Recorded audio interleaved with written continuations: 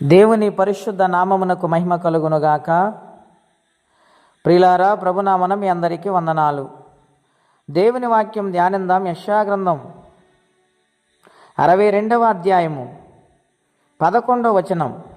ఆలకించుడి, భూ దిగంతముల వరకు యెహోవా సమాచారము ప్రకటింపజేస్తున్నాడు. ఇదిగో రక్షణ నీ యొద్దకు వచ్చుచున్నది, ఇదిగో ఆయన ఇచ్చు బహుమానమే ఆయన వద్దనే ఉన్నది.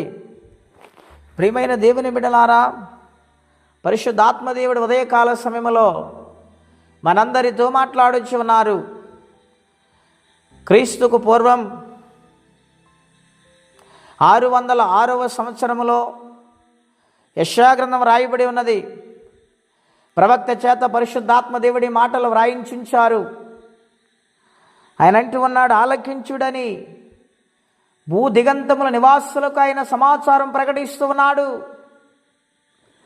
ఒక దేశానికి, ఒక ప్రాంతానికి కాదండి, సర్వ ప్రపంచానికి ఆయన వార్తను తెలియచేస్తూ ఉన్నాడు. ఏమనంటే, ఇదిగో రక్షణ నీ యొద్దకు వచ్చుచున్నది.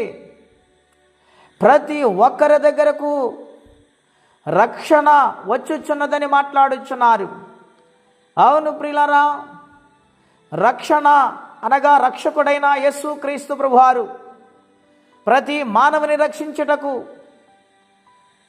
పాపముల నుండి, శాపముల నుండి, అవిధేయత నుండి మానవుని రక్షించి తన స్వరక్తమిచ్చి సంపాదించుటకు రక్షకుడిని యొద్దకు వచ్చుచున్నాడు అనే సమాచారము ప్రకటిస్తున్నారు. ప్రియులారా, ఇదిగో ఆయన ఇచ్చు బహుమానము ఆయన యొద్దనే ఉన్నది.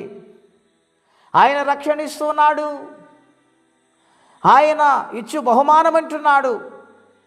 అవును ప్రియులారా, ఆయన మనకిచ్చు బహుమానం ఏమై ఉన్నది?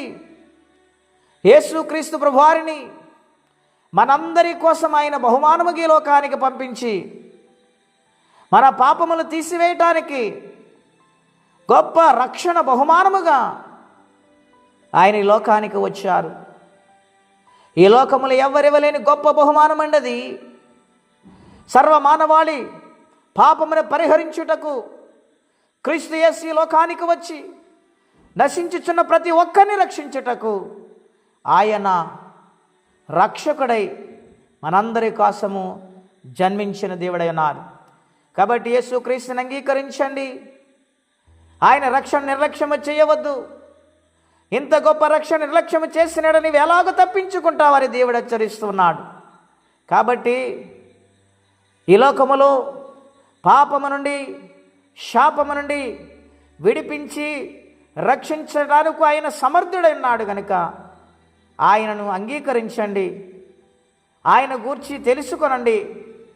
ఆయన సన్నిధానములో నమ్మకంగా భక్తి కలిగి జీవించండి. ఆయన గొప్ప నిత్య రాజ్యాన్నిచ్చి మనలను దీవిస్తారని వాగ్దానము చేస్తున్నారు. ఆ వాగ్దానము ప్రతి ఒక్కరు పొందుకోవాలంటే యేసయ్యను అంగీకరించాలి. సొంత రక్షకునిగా పాపములు ఒప్పుకోవాలి, వాటిని విడిచిపెట్టాలి. ప్రభు వైపు తిరగండి, ఘన కార్యములు చూడండి. దేవుడు మిమ్మల్ని దీవించునుగాక. ప్రార్థన అండి. అత్యంత కృప కలిగిన దేవా, మహోన్నతమైన మీ నామం కొరకే వందనాలు. ఈ ఉదయకాల సమయం అందరితో మీరు మాట్లాడుతూ వచ్చారు. రక్షణ నిర్లక్ష్యము చేయొద్దు. భూదిగంత నివాసులందరికీ రక్షణ గూర్చి నేను సమాచారం ప్రకటించాను, అంగీకరించండి. ఈ లోకము నుండి పాపమును తప్పుకొని క్షేమకరమైన జీవితాన్ని పొందుకోమని మీరు ప్రేమతో మాతో మాట్లాడుతూ వచ్చారు కనుక ఇంకా ఎవరైనా ప్రభు రక్షణ లేక ఉంటే వారికి రక్షణ ఇవ్వండి. ఎవరు నశించిపోతే నీకేమాత్రం ఇష్టమో లేదు నాయన. ప్రతి ఒక్కరిని రక్షిస్తానికే మీరు ఈ లోకానికి మా అందరి కోసం వచ్చారు. గొప్ప బహుమానం మాకు ఇచ్చారు ప్రభువా. ఇంకా నీ కొరకు బ్రతికి జీవితం అందరికీ దయచేయమని రక్షణకర్త అయిన యేసుక్రీస్తు నామములో ప్రార్థించి వేడుచున్నాము తండ్రి. ఆమేన్. దేవుడు దీవించును గాక. ఆమేన్.